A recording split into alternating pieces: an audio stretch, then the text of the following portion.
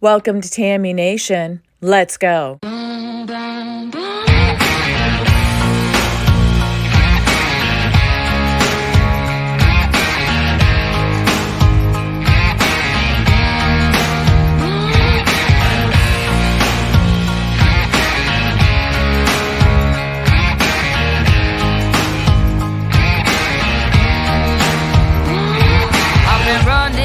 From 9 to 5, been biting my tongue for all this time. Won't let anyone cut me short. I was thinking this was the way to go, and you put up your puppet show. I say cheers to life. No, I'll be no good man's wife. Just leave me alone. I'm running the show. I'm telling you, it's my time to rise up. Live the life I'm proud of. No, you better go. Good evening, good Wednesday evening, everybody. Welcome to Tammy Nation this evening. It has been forever since I've been on in the evening, but there was some stuff that happened today that I thought, this is worth going on and having a little chat about. So those of you who catch it later, I hope that you enjoy it. And I do have a post of an inspirational speech that Trump has done that was sent to me by a follower of my channel. She sent this in, I guess, regards or in addition to the show I did the other day. So I'm going to be posting that on my community page when I'm done, because it is really worth a watch and a listen. It's only a couple minutes long, and it's just very inspirational because so many people are fatigued. So many people are tired. So many people are like, the heck with it, and give up and step away with everything going on in the world, saying nothing's going to be done. I even felt that way myself from time to time, but you got to stay in the fight to this last little leg that we have going on. So the first story I want to talk about tonight is, and this got me going, it's going to get a lot of people going as well.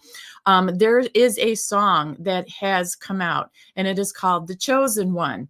And it actually is talking about President Trump. And it was written and produced by the country music star Natasha Owens and her songwriting partner named Ian Eskelin. However, the song was inspired and co-written by the TV and radio host Wayne Allen Root.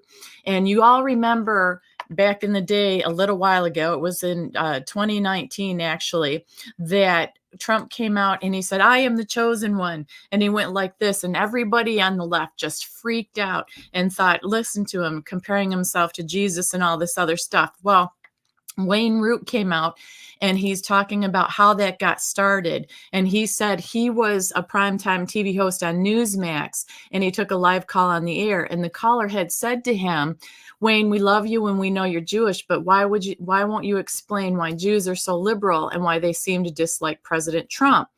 And then he said, "Off the top of my head, I simply responded, I love and appreciate President Trump. He's the GOAT, and GOAT means greatest of all time." He says, "Look what he's done for Israel and the Jewish people. Trump is like the King of the Jews and the chosen one, like the King of the Jews and the chosen one."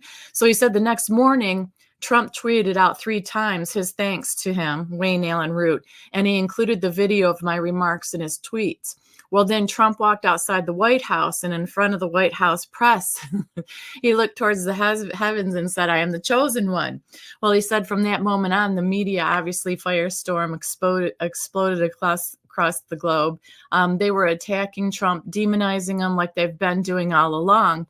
And he said, but the interesting thing is, nobody ever asked me about the remarks I made, the comments. He goes, "I would have told him." He said that basically they were made off the top of my head, and I was being a little funny and sarcastic.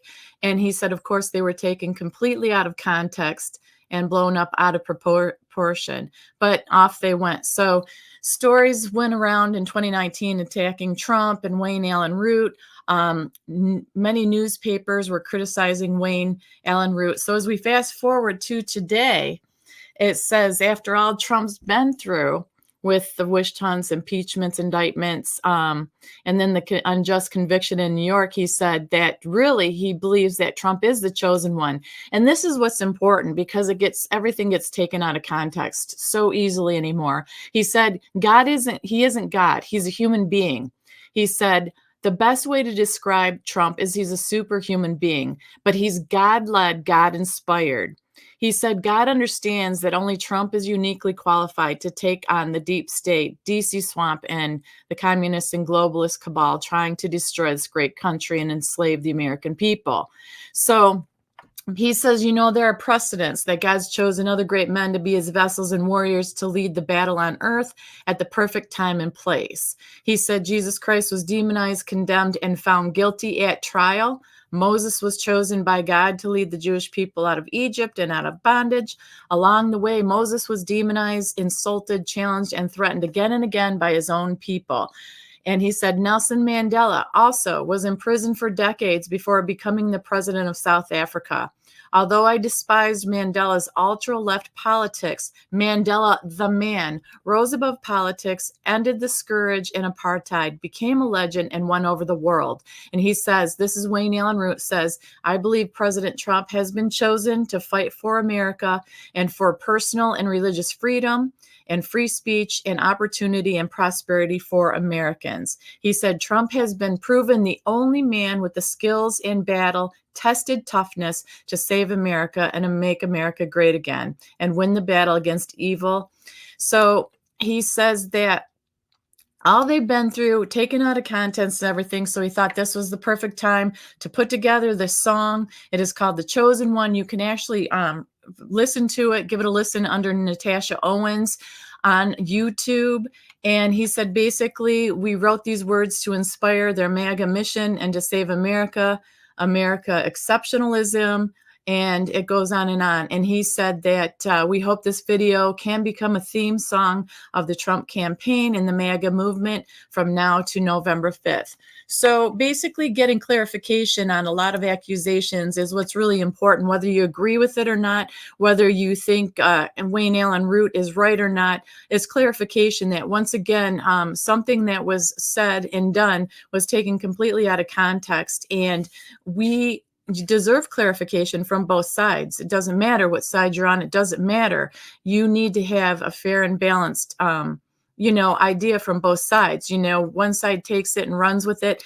And if we don't listen to both sides, or we don't look to both sides, we're going to just go ahead and agree with that. So it's just terrible. But anyhow, check out the song. I thought it was pretty cool. And I liked that Wayne Allen Root put it out there, Natasha, however she says her name. And then you got to take into consideration this. So many people are saying that, we worship Trump, or they worship Trump. And that's not true. People who are motivated, hey, D-Dog, hey, Dolores, people who are motivated by America first, God first, family first, and country, why wouldn't we be motivated by that? That is exactly why we live here, for the freedoms that we have and stuff. And it's not to put other people first and other countries first and send our money out when there's so much that needs to be done and taken care of here. Another interesting thing, and as we get closer to November, TikTok, Trump did join TikTok just a few days ago. In a few days, he's amassed over 5.2 million followers. Biden joined February. Biden has amassed 365,000 followers. And we know that social medias are not up to par, and it's not all legit as far as the numbers. But this is such a huge gap. This is just an amazing gap. And for a guy like Biden that's supposedly run by millions and millions, you would think and reflect that his followers would show up where he's at on social media, or how about show up at events? So you can look at the huge difference of numbers in the events that either one attends, in the difference. I feel, and the American spirit, and I'll say this, is alive and well with one leader, and it's completely lost on the other one. The other one prefers other countries, non-citizens, et cetera, et cetera. And that's something to take into consideration when we go to the polls in November. Pull away from the personalities and the attitudes that you like or don't like, and look at their policies, look at their actions, and look at the condition that you, your family, and friends have been in the last 4 years, and make the good decision, the educated decision out there. Hey, Elysium, good to see you. I haven't seen you in a while. So the next thing I want to talk about too is Marjorie Taylor Greene, how she went full fire on, I'm going to call him the F guy, the supposed doctor that was the leader during the lockdowns that we had in 2020. Boy, she didn't hold anything back during the House Select Subcommittee on I'm going to call it the C-Rona pandemic testimony that was going on. She actually was holding up different billboards or different flyers that right in front of Fauci's face, call him Fauci 1 or 2 times, and that's going to be it. Basically stating that the NIH, who he was part of, the scientists made over $710 million in royalties from the drug makers, and they were trying to hide that fact. So as we move along, as we go downstream here and we start looking at the different results and the different data and everything that I always say, the picture becomes a lot more clear of what went on and how people behaved and why they behaved the way that they behaved. She also grilled him on the scientific experiments that he had that were involving dogs for this different in the name of science, let's put it that way, because she said the taxpayers do not vote to put dogs to death in the name of science and experiments and stuff. And he signed off on these experiments. So she called them disgusting. She called them evil. They were beagles that were paid for by the American taxpayer. And she went on. And really, she had a lot of good facts and a lot of good truths. And she says, you like to talk about science so much. Remember, you wanted people to put those things on their face and distance 6 feet from each other. We're all well aware of that. But she held up the picture of him in the stands with a man and a woman on either side of him. And the man and the woman on either side had their face things up, but he did not. So she said, how hypocritical are you? And so she just really beat him up. So if you have a chance to, and he really didn't have much to say other than that he was frightened, that he's had a lot of threats against him, that he didn't want to leave his house. He doesn't want to leave his house. And really, that's irony, isn't it? Nobody should be threatened at all with their life or anybody taking action like that. But you look at how are we supposed to feel bad for you when look at what happened to all of us and our families, the unbelievable amount of damage that was caused during the decisions that were made all across the country and the world. You can't make that back up. You cannot understand that. It was just terrible. It was greedy. It was horrible. The fake runny nose thing. That's funny, D-Dog. But this is another thing to back it up, you guys, is what came out in a Telegraph article from the UK today. It says that the jabberdoodles, and that's what I'm going to call them, is the jabberdoodles. There's data coming out. We know here in America as well, but in the UK, they had an article that just came out that said it may be those jabberdoodles to blame for the rise in the excess of unalivings since the pandemic, scientists have suggested. So what happened was researchers from the Netherlands actually analyzed data from 47 Western countries and discovered there had been more than 3 million excess unalivings since 2020, with the trend continuing despite the rollout of the jabberdoodles and the containment measures. They said the unprecedented figures raised serious concerns and called on governments to fully investigate the underlying causes, including possible jabberdoodle harms. So they actually put this out. It's actually about way past time, whether you believed it or not at the time. But when you have different articles coming out with data to back it up, I keep saying that the more data that comes out and the more time that has passed and the more evidence that we've seen, that both medical professionals and the citizens have reported serious issues and unalivings following those, and it needs to be taken seriously. they added, actually at the end of this article, they said during the pandemic, it was emphasized by politicians and the media on a daily basis. Remember that little ticker clock all around flashing with the numbers going up and up and up? They said that during then, on a daily basis, that C-19 death mattered and every life deserved protection through containment measures and the jabberdoodles. However, in the aftermath of it all, the same moral should apply, means they should be researching it. They should be giving full transparency of what happened, the side effects, the data on it. And it says that the study found that across Europe, the US, and Australia, there had been more than 1 million excess unalivings in 2020. It was at the height of the pandemic, but also 1.2 million in 2021 and 800,000 in 2022 after the measures were implemented. So they said we need to definitely investigate this. And they said the side effects that were linked to the jabs included, I think it's called ischemic stroke, acute coronary syndrome, brain hemorrhage, cardiovascular diseases, coagulation, hemorrhages, gastrointestinal events, and blood clotting. It says German researchers have pointed out that the onset of excess mortality in the early 2021 in the country coincided with the rollout of the jabs. So it said the team warranted further investigation due to all these findings. And we all know, some of us knew, some of us didn't, some of us were in fear, some of us were just trying to do the best thing we could do. We had trust in everything in the government. But the thing is, we're seeing a lot more negative side effects and far worse now that time has gone on. That's why, once again, I'm going to say we should always have the freedom of choice for our healthcare decisions, especially when it comes to new and experimental treatment options. We all, I'm sure, pray we never have to go through anything like that again. Even the people that say, they didn't want to harm anyone, they did their best, and they had trust in them, fine.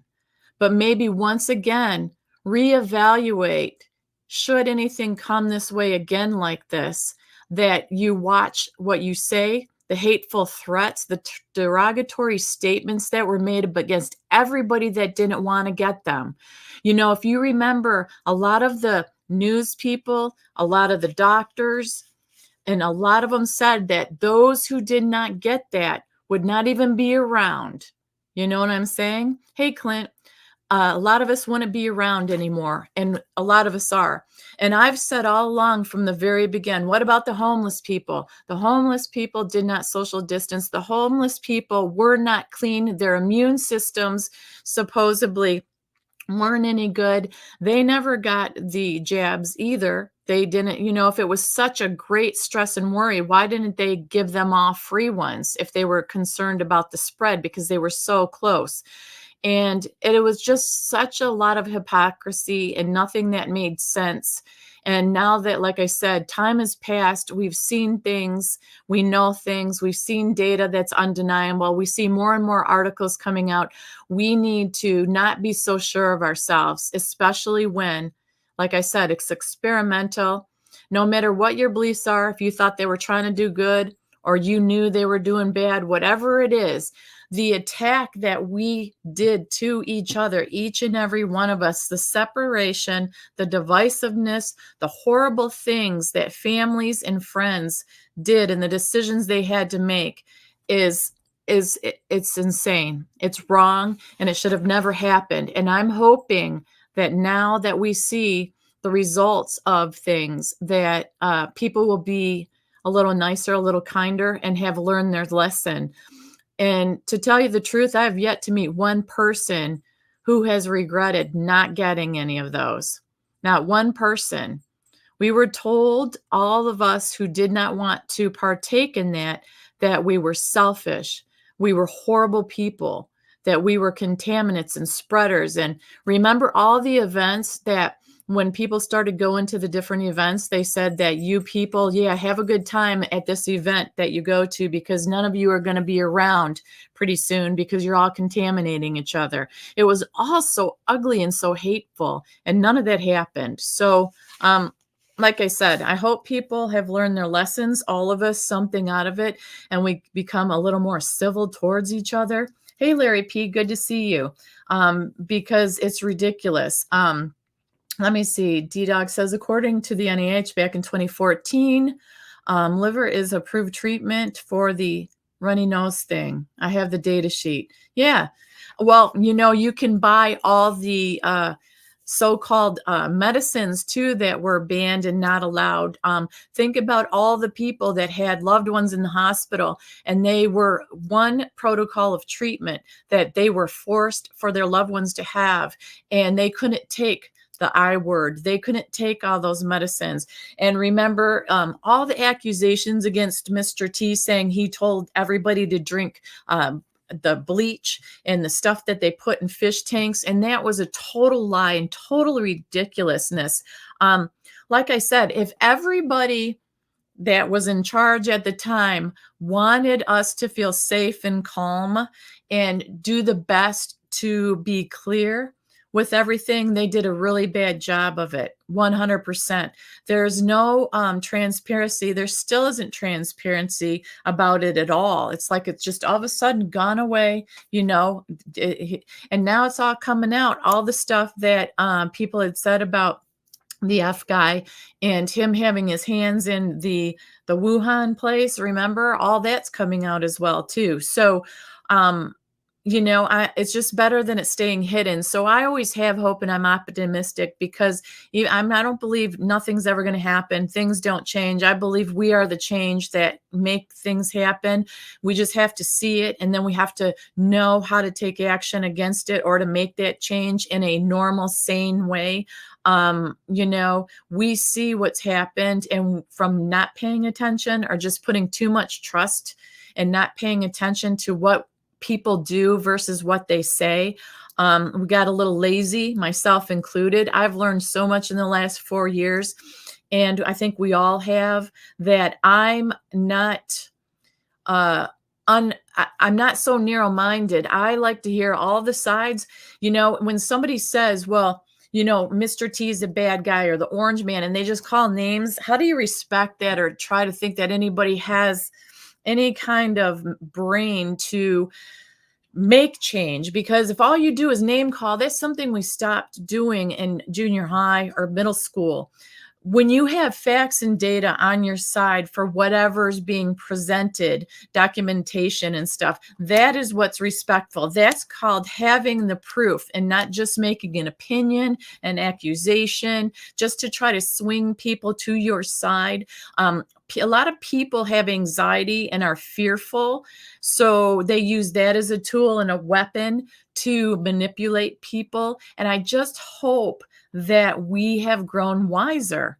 For gosh sakes, I hope we've grown wiser. Yeah, that's true. All of the Jabadoodles use FA patent-based. Think about that. That's true. There's a lot that if you want to find now, you can find. You don't have to say, oh, those people on the right or those Trump supporters, they're crazy. You actually can look and find out for yourselves now. And like I said, it doesn't matter left or right. It matters what is right for every human being, what is right for America and what it represents and stands for, this great, beautiful country. And what's happened in the last 4 years, what is right for you and your family, what is right for you and your kids on down the road. Stop being manipulated. Stop being driven by fear. Stop being lazy about what you do and say and how you say it. If you don't have information or proper information, don't do it. Don't just go at people. For heaven's sakes, you have to learn that lesson. Hey, Harvest Mary Moon, good to see you, hon. So the next thing I want to continue on is about Biden's announcement today with his executive order to secure our home border. What was that order?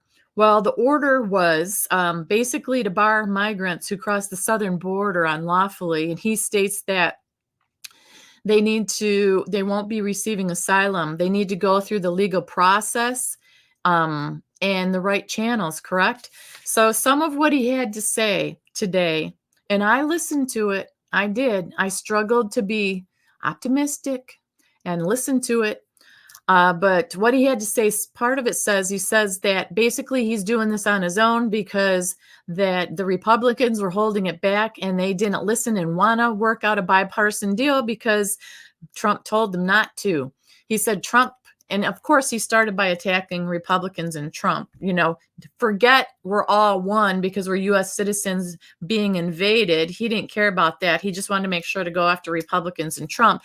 But he said Trump told them not to participate and come up with border policy, and because Trump wanted to use it for a political talking point. And I thought that was pretty weak.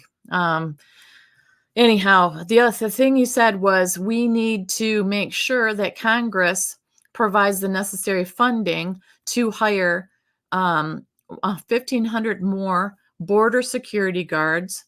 He said that they need 100 more immigration judges to help tackle the backlog cases, which he says are at 2 million. Can you believe that? 2 million cases they're backlogged on. He said we got to make sure that Congress comes together and puts the funds together for 4,300 more asylum officers to make decisions in 6 months, he said, instead of 6 years, which he says is what they do now. It takes 6 years to make decisions. He said that they need 100 more high-tech detection machines to increase their ability to screen and stop that F-word drug from being smuggled in. He said that this policy and this executive order, per se, is going to help exit 2,500 illegals a day. And I found that quite interesting because a few people, that I took note of had comments on this. I mean, everybody's chiming in on this. But the reality is it's a little too late. And we know the repercussions that are going on. We know that they're going to be long lasting. We know that the devastation that has been faced in this country with the housing of them, the demand that they've put on all the infrastructure of our societies, our jobs, the violence that has gone up, the housing, the homelessness, it just goes on and on. The ripple effect is actually going to last a very long time. And people have been yelling about this for years. We all know this. If you have wide open borders, that's a problem. And then I heard Trump say that Venezuela, their crime and violence is down, I think he said 67%, because they've let all those criminals out and all of them have come here in other countries. And I think that's crazy. When did you ever hear of Venezuela, their crime rates and every bad things going down by over half? That's very concerning to me. So a few of the comments regarding the policy, I keep saying policy, I meant executive order that Biden says is going to be effective immediately.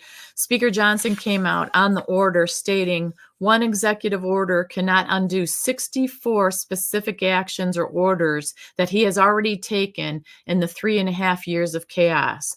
So he also stated that he thinks he is the worst president in the history of the country. Now, I've been back and forth with Johnson and the things that he said and done and the actions that he doesn't seem to be taken out of the words he's been saying. Now, this you can pretty much agree with. If Biden's had 64 specific actions or orders he's taken against basically undoing everything Mr. T had in place, and he puts this 1 week executive order in, that to me, it's an election thing. I think it's a political move. The election's not that far away. People are fed up with the border. People have been yelling about the border for years. And I think it's a last-ditch effort for him to try to garner more numbers and more people swaying his way because his numbers are terrible. And it's a hearted effort because he knows this is on the mind of Americans. And he knows that a lot of Americans have faced bad things happening in their home backyards, to their loved ones, to their homes, due to what's going on through the borders or lack thereof, especially those people that live along it. I just can't even imagine that. It's horrible. It's horrible. So I agree with Johnson on that. I don't agree with the big bulk builds that they keep doing, though he was supposed to do one item bills. And then that stopped and they sent more money to Ukraine and on and on and on. Basically, if you're running for president and you want to win, wouldn't you be talking about America first, God and country? We need to get that back in place. We got to get morals and values back in order. We have to get rid of the bad people and make the people who commit crimes face severe punishment to make sure that they are influenced not to do it anymore instead of letting them out over and over. Why does it seem so simple to you and I, the American citizen, to be able to just have policies set forth for a prosperous, good environment, a good country? It's because evil is out there, of course, and greed settles in. And they don't care about you and me. They care about their own selves, lining their pockets and families for generations to come. And it's crooked, and that's the way it is. We need to fix that, and we can fix that. I just have faith that we can. The other person that talked out on this was Senator John Kennedy from Louisiana. And that guy always has a great way of speaking. He always has little zingers. I just think he has a great sense of humor. He gets the point across without being dull and boring. He's not long-winded and boring. But he just basically said that the order that he put forth was cheap and was an insult. And that's basically really true. It's cheap and an insult to all the American citizens. Anybody who buys into, oh, look at, he's standing for closing the border down and keeping us safe. Anybody that buys into that because of one little move 5 months out from an election, I think, I don't know that there's hope that you're going to see clearly. And like I said, we have to get past the hate, the anger, the frustration of things, and look at the reality of things, of the policies and what has been happened to us in our own homes, in our own families, in our own communities. If you look at what's happened, I think that the decision's pretty easy. It's not about Trump versus Biden. It's about God versus evil and good versus evil. It really is. And then the last comment that I wanted to talk about was Rudy Giuliani. Agree with him, not agree with him. Remember, everybody thought he was great and loved him when he was the mayor of New York City. Everything was good.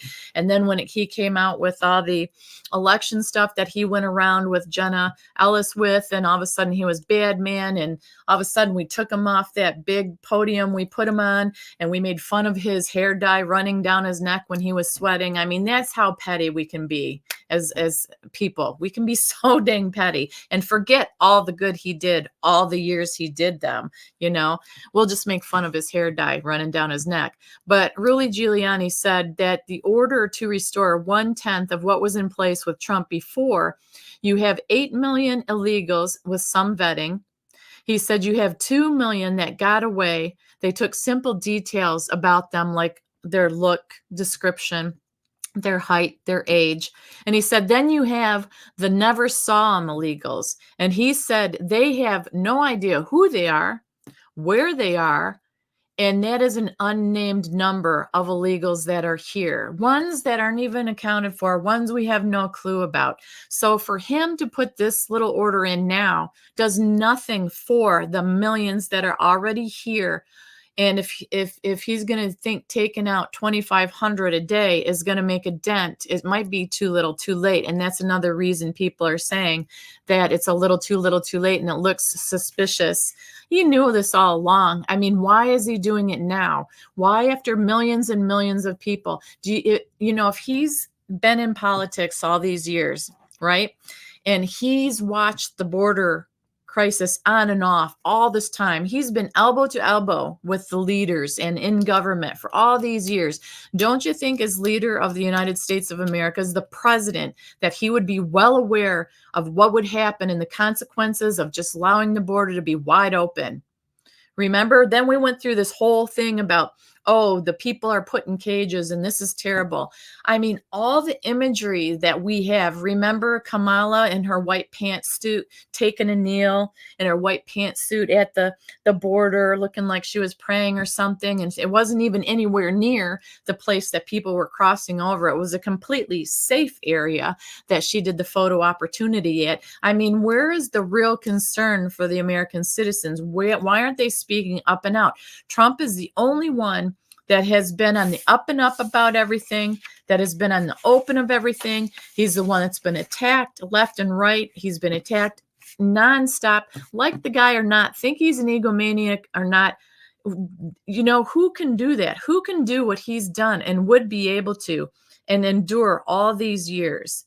I mean, he doesn't have to do it. And the thing is, like him or not, I like his policies. I like the idea of America first. I like the idea of make America great again, because it certainly isn't great now. And it isn't a cult. It's about people wanting to go back to living their life, farmers being able to farm and make somewhat of a living, truckers being able to drive and not being exhausted, people wanting to have parades and celebrate America, 4th of July, all that stuff, honoring our veterans, honoring our military, going back to respecting the police and the first responders and, firemen, everything that we need to have a functional, safe society is on the forefront of Trump's policies, and it always has been. And there's nobody else out there that's talking like that. Nobody else out there. There's a few Congress people that are fighting the good fight. Yep. But like I said, what we've seen in the last 4 years has been incredible, to say the least. And then the last little thing I want to talk about, it's a good story, is if you guys haven't heard, I was happy to hear this. Remember the guy, the gym owner from New Jersey? His name was Ian. It was Ian Smith, I believe his name was. He actually reopened his gym during the 2020 lockdown orders, where the governor was like, you can't reopen and you need to stay shut down, but he did. Well, he faced all kinds of violations, all kinds of financial things. I guess they took Governor Murphy, they took $165,000 worth of his assets on top of it. And he said that money came from donations and apparel sales or sales and stuff. But anyhow, I remember seeing him, and I remember him standing and giving the good fight. Well, the good news is that a New Jersey court has dropped all 80 charges against him. And Ian Smith is his name. He released a statement, and this is a statement. And I love what he has to say, especially at the end. It says, 4 years ago today, we reopened Atlas Gym in direct violation of an unconstitutional order by Governor Philip Murphy to close small businesses in New Jersey. The support we received locally, nationally, and internationally for our stand is something I will be forever grateful for. With that being said, I am thrilled to announce that we have achieved a major victory in the long, hard fight against the state. Mind you, it's been 4 years, you guys. All of the 80 plus municipal citations of violations of a governor's order, public nuisance, disturbing the peace, and operating without a license against us have been dropped by the courts with prejudice. This means that the state has no ability to revisit or refile these charges. This victory opens up the battlefield again and gives us options to continue to push back and bring justice to the treasonous actions of Phil Murphy and his lackeys. Again, thank you to all who supported us. We could not have done it without you. Then he went on to thank his attorneys and all that kind of stuff. And he said that these two gentlemen stood through the darkest days of the storm. They haven't flinched and never once cared about being in front of the cameras to gain notoriety from their work. And he says more updates later. And this is the point that is really true that we need to pay attention to. He says, nobody is coming to save you. You need to save yourself. He said, so basically stand strong. So the man, it took him 4 years, but he was successful. He won because it was unconstitutional. Now, hey, Kathy Taylor, good to see you. You can't tell me 4 years. Can you imagine this man 4 years of trying to survive? What he's gone through with his families, the financial crippling of it all. But he stayed true to what was not fair to him. And that's what it takes sometimes, you guys. It's not comfortable. It's not going to be comfortable. And it goes far deeper sometimes than losing just family and friends. It goes into the pockets. It goes into the what do I do? Who's going to hire me? How am I going to survive? But that is the fight that we have going on now. We have to make sure that instead of attacking each other for the choices we make, we hold accountable those that are supposedly protecting us and listening to what we have to say as representatives, because that's where the power lies. Holding representatives accountable, us sticking together. We're not always going to agree on the same things. We aren't always going to agree on what is most important. But the thing is, we need to keep the dialect, the conversation open, and pay attention to what information the other side may have for us. When we get out of the pit and swamp of just name calling and canceling people and trying to shut people up, we're going to gain a lot. We're going to be united, even though we don't always agree on everything, because the enemy always wins when they take us apart, from friends to family to the ideas. We look out there now. So many of us have followed people for so long and had hope and faith and people, general people that they found on the internet saying, this is going to happen. This is going to happen. And a lot of it hasn't happened, not even in the time frame they say. So if we can put that much hope and faith in those kind of people and still stick with them, and whether it's because you believe it, whether it's because you have the fear of not wanting to be wrong, you don't want to have the feeling of being a fool and being taken advantage of, or maybe those who don't follow them are wrong and those that you follow are right. Whatever it may be, we all should have that freedom of choice. We all shouldn't be labeled bad, ugly things because we don't agree on one way. And we learn that through the lockdowns. We learn that through so-called leaders that were supposed to be taking care of us.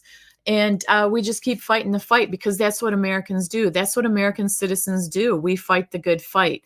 And a lot's been happening as far as seeing what's happening out there in the court systems.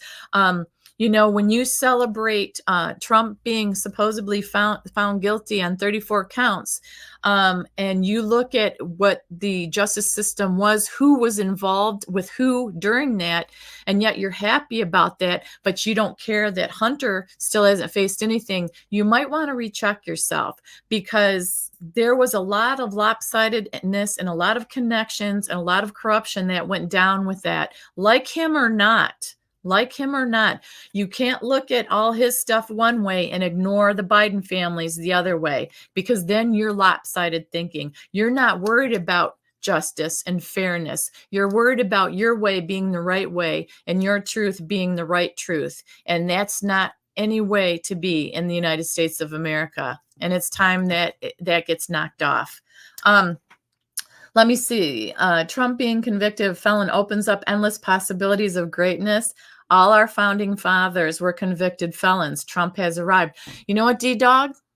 That's mic drop right there. I agree with that 100%, because it's showing us if they can do that to him, what can they do to us? And what have they been doing to us? But nobody's noticed or pay attention.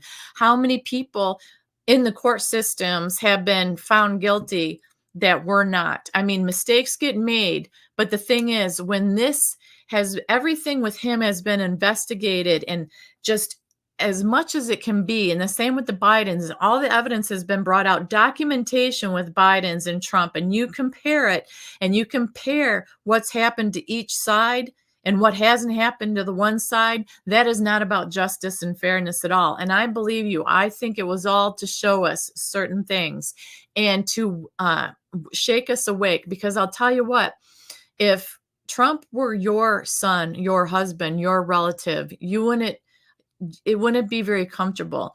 what I'm saying is if that happened to any one of our family members or our loved ones, and it was so unfair and unjust, but we didn't have the benefit of having the media coverage like he does, the money that he does, the support that he does, that is such devastation to a family. It is horrible because we can never afford to fight things like that. People can't afford that. So yeah, it needs to be figured out. And that's true. History repeats, names changes, situations remain the same. Exactly, D-Dog. There's nothing new under the sun. There's nothing new. But I really am excited as we get to November. I really am hopeful and optimistic, and we'll see what happens. We'll see what happens. But in the meantime, I think there's plenty of stuff that's keeping us busy and keeping us entertained. And like I said, even for myself, I went away for a while. I needed to do that. But we're getting close now to November, and we're going to find out what happens one way or the other. So I think it's a good point to, if you can, regather your strength, re-enter the fight. Take what is the last round, or as I say, like in the races, when the horses race, it's the last little turn on that racetrack, and try to hang in there. Try to get that energy back up and pray. Pray a lot. Pray, pray, pray. Praying works for sure, 100%. And like I said, if you love this country and you love America, just take an open, honest look at the excitement that Trump brings, or the policies that he has, what they mean for you. And then take a nice, honest look at Biden and what kind of unexcitement he brings to his events, or what kind of unexcitement for us his policies have, because we have kids and grandkids that we are going to go and before them, and we're going to leave this country to, and we want to make sure it's in good hands, the best hands possible, knowing that we fought the best fight we were able to do. And we'll have stories to tell on the other side of this. All of us will have stories to tell. All of us may be keeping, well, not all of us, but hopefully you're keeping journals and keeping a record of this too, because I really believe we're in the most interesting time in history, one of the most interesting times. We're here for a reason. We're here to fight. We're here to grow. We're here to leave the country in a better state than when we got into it. I believe that wholeheartedly. So with that, I'm going to let you guys go. Have a great rest of your evening. And it was great to see some of you I haven't seen in a while and talk to you. Also, remember, I'm going to post when I get off here inspirational speech that one of my followers sent me to re-inspire us. And it's just a short little speech Trump gave, and it's about never giving up. And I think it's the most perfect time to refuel ourselves, refuel our engines, and get going. And kudos to those of you who didn't back away. I know D-Dog, you spend your whole life doing what you do. But those of us who, like I said, me, been in the last 4 years or so, the newbies had to take a little break. Like, it was so overwhelming and mind-blowing of what was going on. It was overload. So like I said, at this point, let's pull ourselves together. Let's finish this, and let's get on with making America great again. Okay, peace out. Love you guys. I will post that in a few minutes so you guys can go check it out on my channel, that video. Love you guys. Take care. God bless. And we will talk soon.